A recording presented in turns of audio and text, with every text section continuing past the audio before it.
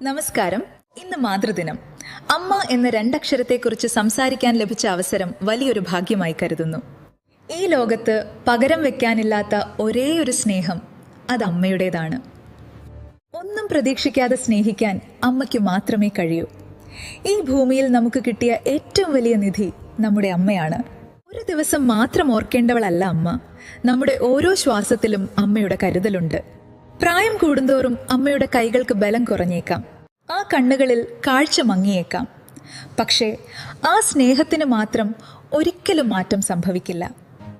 ആ സ്നേഹത്തെ ചേർത്ത് പിടിക്കുക എന്നതാണ് നമ്മൾ നമ്മുടെ അമ്മയ്ക്ക് നൽകുന്ന ഏറ്റവും വലിയ സമ്മാനം.